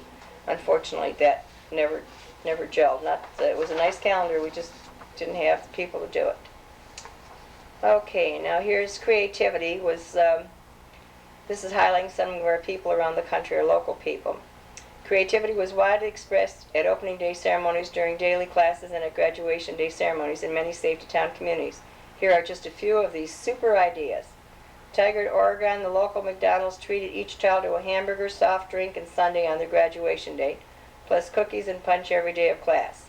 Also, the 20 teen instructors received 1 hot lunch. Thank you, Mr. Lynn Doty, manager of McDonald's. St. Joseph, Missouri, sure is proud of a very talented lady, Jane Powell. Jane constructed a miniature version of St. Joseph Safety Town. I'm sorry, it was St. Joseph Safety Town, not St. Charles, in western part of Missouri. St. Joseph Safety Town atop a cake measuring approximately 2 feet by 4 feet. This mini Safety Town was built entirely out of frosting, complete with houses, cars, traffic signs, and traffic light. There's a picture. We'll show you a picture a little bit later. Birmingham, Michigan, the children of the Birmingham Bloomfield Safety Town enjoyed a delicious piece of Clancy, a large cake resembling your friend Clancy. Niles, Ohio, several parents and Niles got together and made cookies for graduation shaped like stop sign, traffic lights, and other traffic signs, plus presented a safety sign cake to Carol Stevens, director of the program. Liverpool, New York, rather than giving out candy to children attending her 4-year-old daughter's birthday party, a concerned mother gave each child a Clancy Think Safety t-shirt. What a super idea that was. Wyoming, Michigan not only has a generous but very talented donut lady, Marge. She is the owner of Marge Donut Den and made donuts for each child on graduation day, complete with a safety sign inserted in each. Greece, New York, Gail Smithers, director of Greece Safe Town, arranged an elegant champagne luncheon on Greece opening day for business people. I mentioned this before. Donald Riley, supervisor of Town of Greece, toasted Dorothy Schlatt for her dedication and success with the program and their organization. And they toasted me with champagne, with real champagne. Our president then toasted everyone in attendance for their support and success with the Greece Safety Town program. Okay, fantastic, fantastic, fantastic is the only word to describe the publicity Safe Town is continuing to receive. Exciting news, we're delighted to hear that in many communities where the kindergarten enrollment is decreasing, Safe Town enrollment is increasing. Okay, and here are some pictures. These are terrible pictures, but we have better pictures of the filming of this PM Magazine in Birmingham, Bloomfield, Michigan. We have some very good real pictures of that. Okay, Safety Town is teaching preschoolers the basic rules of safety. Every time I saw headlines like this, I was just so pleased. Okay, this was in Lexington, Kentucky. Although it was Night Rider newspaper, this is the one that was in newspapers all over the country. Okay. And this one is, oh, here we have to show you this. This is that cake that St. Joseph, Missouri made. Again, we have a picture of this in color. We'll have to do this in color. Here are the cupcakes. This is the Clancy one. Here are the donuts. And this is the filming of the PSA spots. But we have these in color, but when we do it again, we'll have the actual picture and the camera can zoom in on them a little bit better.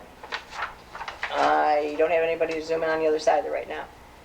Okay, this was, doesn't say the year, but it had to be because it's with the bi-monthly.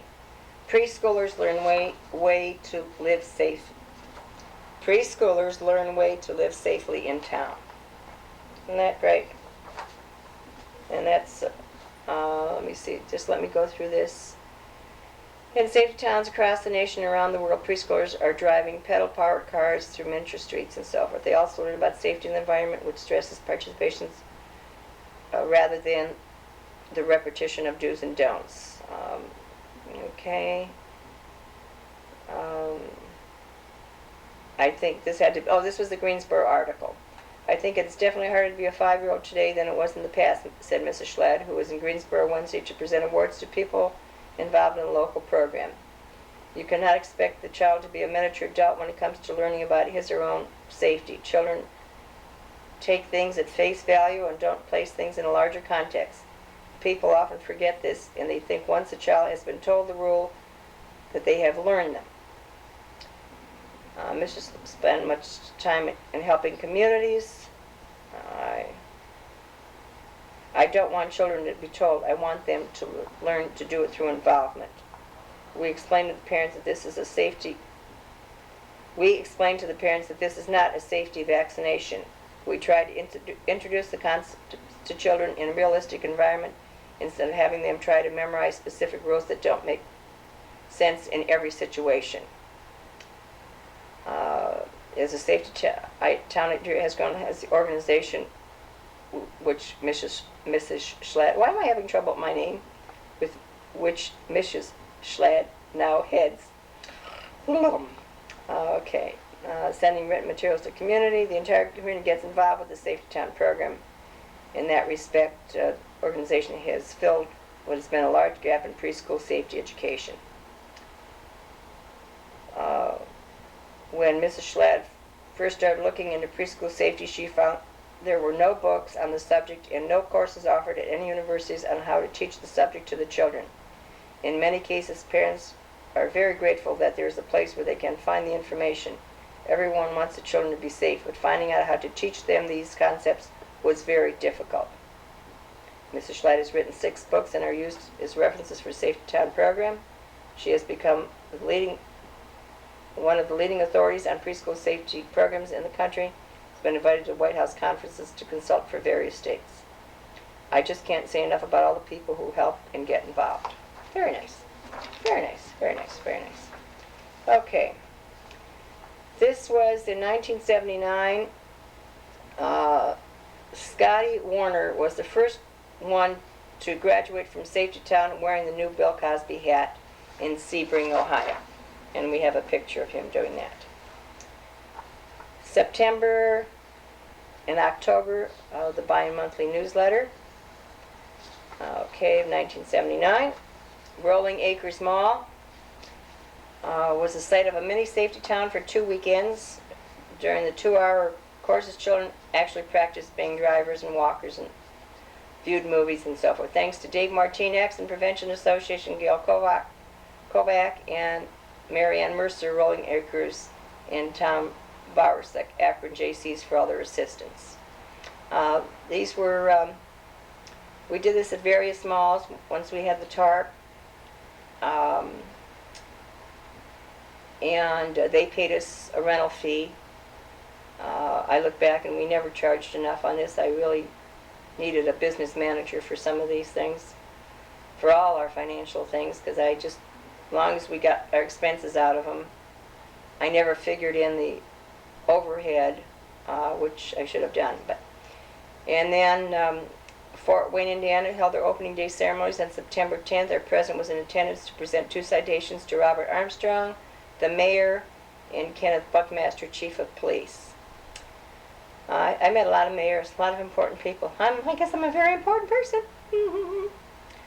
Eckrich Corporation, Jack Yagi was a very nice man. I wonder what's happened to him. I'd love to track him down. Jack Yagi, Administrator of Public Affairs and Communications, initially learned of our program by attending Fremont, Ohio Safety Town graduation ceremonies and contacted the center to learn more about our program. The Eckrich plant in Fremont was a financial supporter of the program. The result, our president met with Mr. Yagi in Fort Wayne, and Eckrich went on to do some promotional work with us, and we'll read about that in the future. One of the things I think they did is we went up to Indiana and set up our mini tarp at one of their malls. Okay, he tried desperately also. Now this will be under the corporate folder, which we have in Cleveland in the office, of some of the things that Eckrich did for us. Okay. Nashville, Tennessee was the home of the National Association of Governors Highway Safety Representatives. Dorothy Schlatt, Gail Nichols attended this 5-day conference along with numerous other prominent people. Among the speakers were Joan Claybrook and Carl Bowers, Federal Highway Administration. 5th Annual National Safe Town Week, planned in September.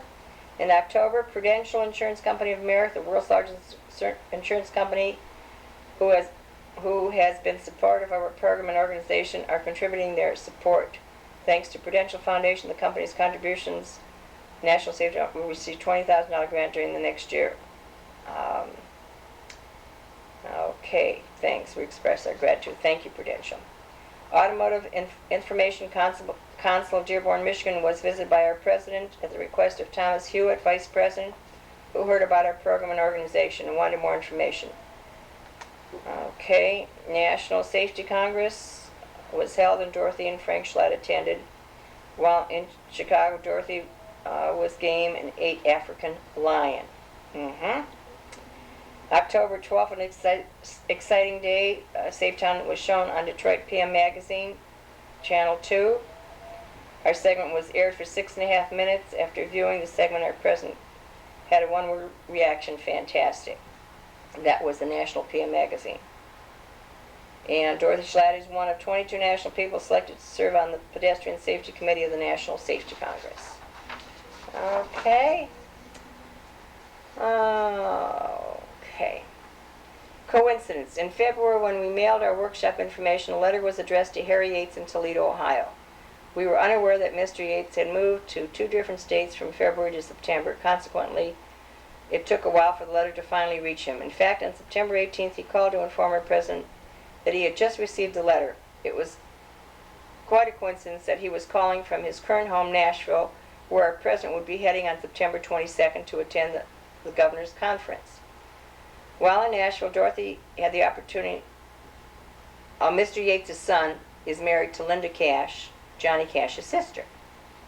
While in Nashville, Dorothy Schlatt had the opportunity to not only see her old safety friend, but was the guest of Mr. Tom Yates for several Nashville events, among them a visit to Johnny Cash Museum, a tour of the Johnny Cash Estate, a guided tour of Music Row, the National Country and Western Capitol, and attended the Grand Ole Opry.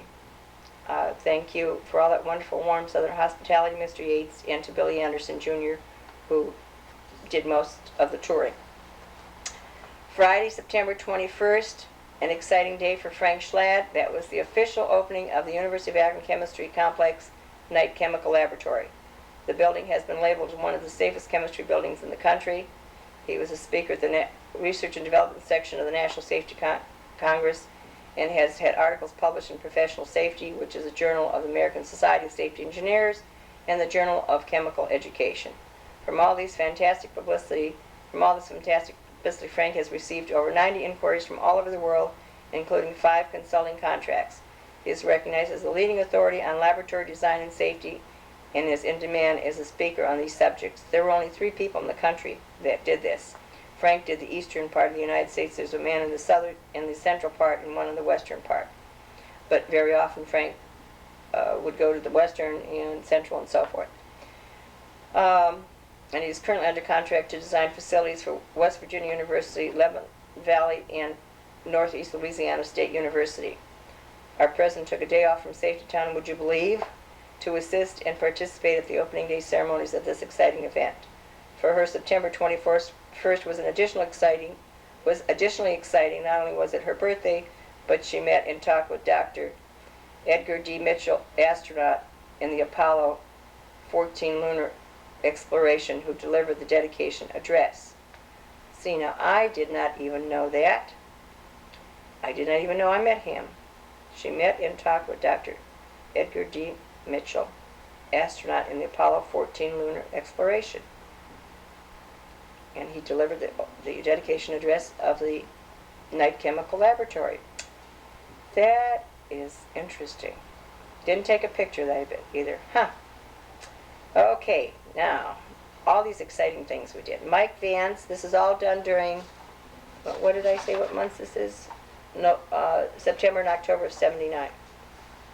Mike Vance, Vance Creative Thinking Centers, who formerly served as the Dean of the University of Disneyland, presented a 6-hour seminar called Creative Thinking, the Untapped Force. This event was held at the Music Hall in Cleveland, Ohio. Dorothy Schlad and Jacqueline Herdlicki attended the entire 6 hours, 2 evenings.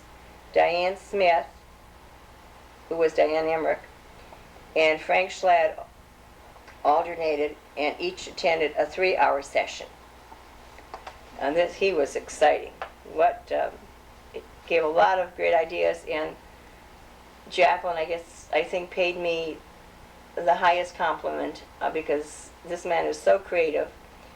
And there were many things that he said during his presentation that Jackie turned to me and said, "You do this. You've already been doing this." And I just thought it was so great. But he just had so many wonderful ideas. It was super. Okay, conference plans are underway for our coordinators to be in on November 17th and 18th at the Sheraton Hopkins. Now, while Gail Nichols and I were in Nashville, the Governor's Highway Conference, they had us sit in this vehicle. Now, first of all, if you'll notice here, this vehicle, the door doesn't open from the side, it goes up. So you know how you open the car door this way? This one went up. And then when you got in, the seat belt automatically locked by itself in the car door, which they're doing now. But this was in 1979.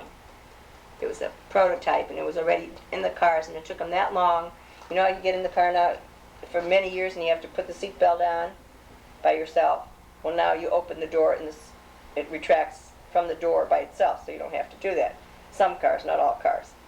But there, Gail and I are standing outside, and then Dorothy Schlad and Gail Nichols demonstrate features of the research safety vehicle. Okay? And here are some scenes with Clancy. Again, we'll have colored photos of this. I'm just using this so we can zoom in on them later, of Clancy at the mall along with the children participating. And here is the list of governors that supported National Safety Town Week in 1979.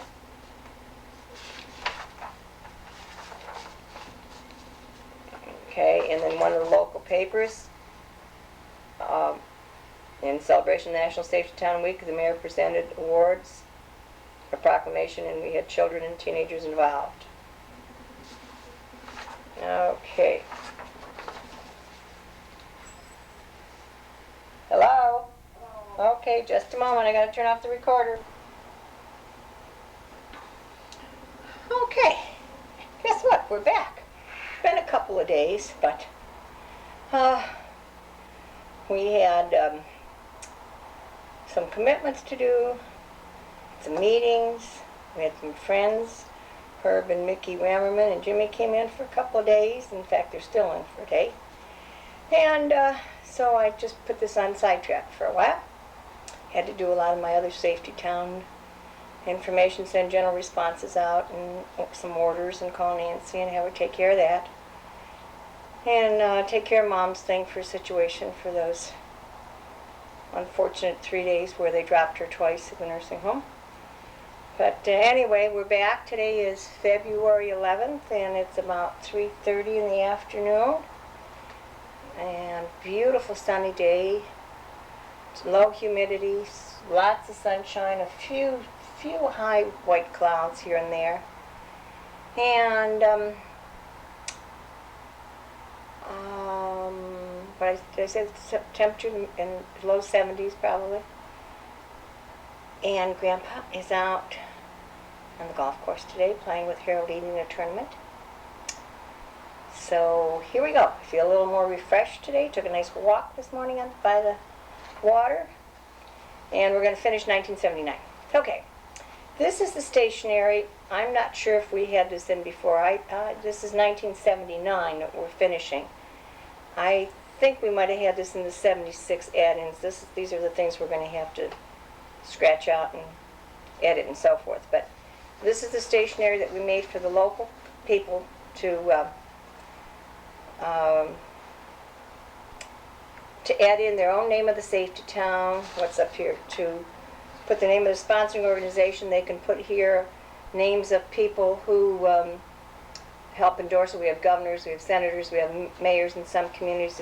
We let the local people design it the way they want to, but we send them the basic. I had a plain sheet, but it's all plain without the typing. They get this and this, and we charge them, well, the first 100 sheets they get free when they start a program. And then we charge them $10 for every 100 sheets. And then on the back, of course, we put Bill Cosby. Safety for Kids is a great cause, and then honorary chairman. So that gives them some credibility when they go to a local corporation. We didn't want them to have to go through what we did, what Mr. Stanley told us from DuPont. Is there any credibility, who's behind you, and so forth. We had it all right there for them. So by us having to go through some mistakes, we try to help the other people. Okay? Yeah, this is February February 22nd, 1979. Dear Safety Town Fran, on a certain date, on a blank date, we sent you our Safety Town packet under our 6-month policy. We kindly ask that you either return the books or send a $15 check as stated in the policy. We sincerely hope you're able to convince an organization to sponsor a program. Remember, we had to go into that policy. We sent them the books for 6 months. If they're going to do the program, they could send the check for $15 for the packet. This was under the Highway Safety Foundation, but we went into that long transition of making changes for a while. You know, we sent them out free first, and then our board decided, I think in 77 or 78, somewhere around there, that we would send out for 6 months. If they're going to do the program, send the check. If not, return the packet. And of course, that didn't work out well either, so we changed that later on. Because most people didn't return the packet and they didn't send the $15 check. Okay, that was, oh, this is what I was looking for before. This is the plain sheet. Okay, that's what it looked like before in it. Then they could add in whatever they wanted to. Okay. Okay. And this is, so we sent this out in 79. Important note, local Safe Town personnel and NSTC have had numerous phone calls from parents complaining that they did not have the opportunity to purchase the Safety Town materials, the games and shirts and so forth.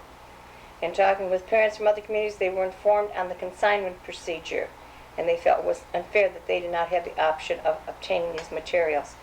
I still don't understand why the local communities didn't see this as a wonderful, wonderful way to help with their financing. Plus, what a tremendous convenience for the parents. There was no charge to them. We sent the shirts and games and books on consignment, let the parents purchase them, and send them back. And I'm just amazed at the number of people, and we even included the 3 very large posters from Prudential that we showed earlier in the tape on about the puzzles and the games and the T-shirts. I don't know why that never took off. Just probably we didn't have someone to really follow through, and a lot of people still don't understand what consignment meant, and I think that was the problem. Okay. Good orange juice. Good orange juice. Okay, these are just lots of notes for me to call different people. Just a lot of note things, I guess. Okay, we'll just leave that there. Okay, here are some pictures of some of the Clancy. We did Clancy at various malls and health fairs and different events. Anything to promote Safety Town, and of course, while we're doing that, we were giving safety tips for the parents as well. Okay. Here is one of many. This is, I think, the first one we came out when we had the first. Oh, hold on, that shouldn't be here. That's way too early. Sorry about that. That's not till later. That's not till later. Okay. Grandpa, when he got his computer, was playing around and he put Dorothy Schlatt on the top. What does it say here? Safety lady extraordinaire, protector of child civility. And on the bottom, crossing streets is really swell. Look both ways, then run quickly. And of course, he used to say, crossing streets is really swell. Look both ways and run like hell, is what he used to say. But that's his little bit of humor that we had here periodically that we want to add in because it makes part of the movie. Okay, we provide teaching, teacher, police officer, and volunteers. You just do the kids. I don't know what year we got the tarp, but when we started doing the shopping malls, we would send out the tarp brochure. And I think we have a picture of the tarp brochure. I hope we have one somewhere. I should really hold it. This is how it looked this way. Okay, can we get that all in? Whoops, sorry. And then this had all the tarp information. And then an insert on the tarp price and so forth at that time. I can't remember. That was in the 70s, I guess. Can't remember what year. We'll find out and add that in too. But we sent a letter out to them that we provide the teacher. We had a teacher and volunteers, and they would just let us set up at the mall or wherever. This is Driver Education 23rd Annual Conference Program of Driver Education, August 12th through the 16th, 1979. And I have a feeling I've made a presentation here, or I was on a committee or somewhere. Let me see, I usually used to highlight these things.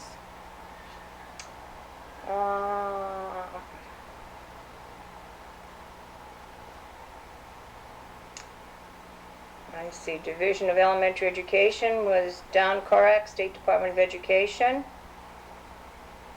Ernie Oliphant talked about the Operation Lifesaver. Elementary education is what I would have been under. And it must have been just that I went to this conference and then probably spoke some years later. That's what I did, because I made notes here. Sent a copy for speeches from the Department of Education of Raleigh, North Carolina. Made all kinds of notes. State of the art. But again, one of the conferences that I one of many. I used to attend almost yearly the American Driver and Traffic Safety Education one. July 24th, 1979. Oops, we're going to have, this is Rochester, New York, and this is when we opened the grease safety town. I have to be careful and scotch tape this. This is going to need some work. Got a nice article, pictured article. Notice it's on the front page of their newspaper, the Northwest. Well, I'll have to hold this up here. Okay. Does it say anything? Oh, it continues on page 60. Let's see what's on 60 very quickly here. They have just one or two pages, 4, 5. Oh my, isn't that nice? 6 and 7. Look at that nice spread. Isn't that nice? Okay. It says, grease kids, play it safe. Oops.